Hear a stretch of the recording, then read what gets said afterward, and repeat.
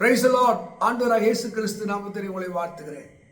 ஏசாயா தீர்க்க புத்தகத்திலே 49ஆம் அதிகாரம் 15ஆம் வசனத்திலே, தாய் தன் பாலகனை மறப்பாலோ, அவள் மறந்தாலும் நான் மறப்பதில்லை.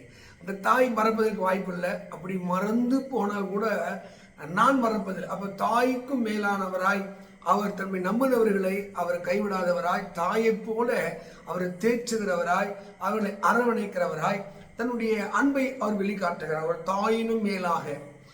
இதைதான் அருமையான எத்தனையோ தாய் தகப்பன் தன் பிள்ளைகள் வாழ்விலே வெற்றி பெற வேண்டும், ஜெயத்தை பெற வேண்டும் என்று சொல்லி அவர்கள் பல தியாகங்களை செய்கிறார்கள். உலக சம்பந்தமான ஒரு தாய் தகப்பனே இத்தனை விதமான தியாகங்களை செய்வார்கள் என்றால், அந்த தாயும் தகப்பனும் சேர்த்து அடைந்த சிருஷ்டி தகப்பனாகிய அந்த பரலோக தேவன் சொல்லுகிறார், ஒரு பிள்ளையை தன் தகப்பன் தோளிலே சுமக்கிறது போல நான் இத்தனை தூரம் சுமந்து வந்தேன், உங்களை நடத்தி வந்த தேவனாய் கர்த்தர் நானே என்று சொல்லுகிறார். அதுதான் நீங்கள் லூக்கால வாசிக்கும் போது, ஒரு பிள்ளைக்கு தகப்பனத்திலே அப்பத்தை கேட்டால் கல்லை கொடுப்பானோ, மீனை கேட்டால் பாம்பை கொடுப்பானோ, பொல்லாதவர்களாகி நீங்களே உங்களுடைய பிள்ளைகளுக்கு நல்ல ஈவை கொடுக்கும் போது இரவும் பகலும் என் நோக்கி கூப்பிடலுக்கு நான் அதிக நன்மை தரும் நிச்சயம் அல்லவா. ஒருவேளை சோர்ந்து போகாது. உங்கள் தகப்பனை விட தாயை விட ஒரு சில பார்த்தீங்கன்னா கூட தாய் மேலே ஒரு பைத்தியமாக, ஐயோ எங்கள் அம்மா அம்மான்னு சொல்லி. ஆனால் அந்த அம்மாவையும் படைத்தவர், அம்மாவுக்கு மேலான ஒரு மகிமையுள்ள தேவன் உங்களை பார்த்து சொல்லுகிறார். ஒருவேளை ஒரு தாய் கூட உங்களை ஏமாற்றி போயிருக்கலாம், உங்களுடைய தாய் கூட உங்களை மறந்து போயிருக்கலாம். அதுதான் சங்கீதம் 27:10, உன் தகப்பனும் தாயும் உன்னை கைவிட்டால். தாவீது வாழ்க்கையில அந்த தாயும் தகப்பனும் ஃபர்ஸ்ட் அவங்களை மறந்து துரத்தி விட்டு விட்டார்கள். ஆனால் அந்த தாவீதுக்கு சொல்லுகிறார், என் தகப்பனும் தாயும் என்னை கைவிட்டாலும் நான் வழிபடுகிறேன், நான் ஆராதிக்கிறேன், நம்புகிறேன், என் தேவன் என்னை சேர்த்துக் கொள்வார். எத்தனையோ பேர்கள் தாய் இல்லாமல் தகப்பன அனாதைகளாக, தாய் தகப்பனால் புறக்கணிக்கப்பட்டவர்களாக தள்ளப்படுவது உண்டு. ஆனால் இன்றைக்கு நீங்கள் நம்புகிற அந்த இயேசு, நீங்கள் நம்பி பார்க்கிற அந்த இயேசு, அவர் தாய்க்கும் மேலானவராய் உங்களை அரவணைக்க வல்லவராய் இருக்கிறார். தாய் அன்புக்காக ஏங்குறியா, தகப்புடைய அன்புக்காக ஏங்குறியா? அவர் சொல்றார், தாயினும் மேலானவராய் என்னிடத்தில் வருகிறவனே நான் புறமே தள்ளுவது உங்கள் இருதயம் கலங்காதிருப்பதாக என்று உங்கள் இருதயத்தை பலப்படுத்தி தேற்றுகிற தேவன்.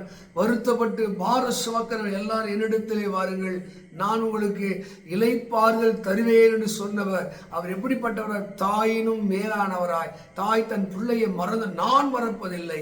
ஒருவனை அவன் தாய் தேற்றுவது போல நான் தேற்றுவேன் என்று ஏசாயா 66:13 சொன்ன தேவன் தன்னுடைய வார்த்தை கொண்டு, உபதேசத்தை கொண்டு, தன்னுடைய கிருபையை கொண்டு, தன் வல்லமையை கொண்டு ஒருவேளை திடற்று போயிருக்கலாம், சோர்ந்து போயிருக்கலாம், உங்களை தைரியப்படுத்தி உற்சாகப்படுத்தி உங்களை ஆசீர்வதிக்க வல்லவராக இருக்கிறார். இன்றைக்கு அந்த தெய்வத்தை நம்புங்கள். அவரை நம்பினவர்கள் மேல் குற்றம் சுமராத நம்பினவர்கள் யாவரையும் அவருக்கு அவர் அடைக்கலமாக இருக்கிறார். இன்றைக்கு தெய்வத்தை நம்புங்கள். அவர் தாயினும் மேலான உங்களை அரவணைக்கவும் தேற்றவும் உங்களை பாதுகாக்கவும் ஆசீர்வதிக்க ஒரு வல்லமை படைத்தவராக இருக்கிறார். இன்றைக்கு தேவன் கூட சொல்லுகிற அற்புதமான வார்த்தை, ஒரு தாய் தேற்றுவது போல நான் உங்களை தேற்றுவேன்.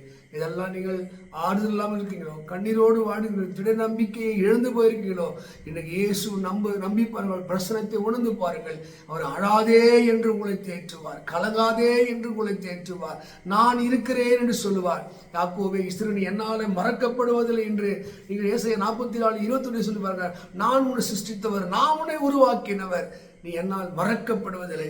உன்னை மறக்காத விட்டு விலகாத தேவன் சொல்லுகிறார், நான் உன்னை தாய் தேற்றுவது போல தேற்றுவேன், நீங்கள் எருசலேமிலே தேற்றப்படுவீர்கள். இந்த வேத வாக்கியம் ஏசாயா 49:15 வசனத்தின்படி, தாய் தன் பாலகனை மறந்தாலும் நான் உன்னை மறப்பதில்லை சொன்ன தேவன் அவர் உங்களை மறப்பதில்லை. அவரை நம்புங்கள், நீங்கள் ஆசீர்வாதமாக இருப்பீர்கள். God bless you. God bless you.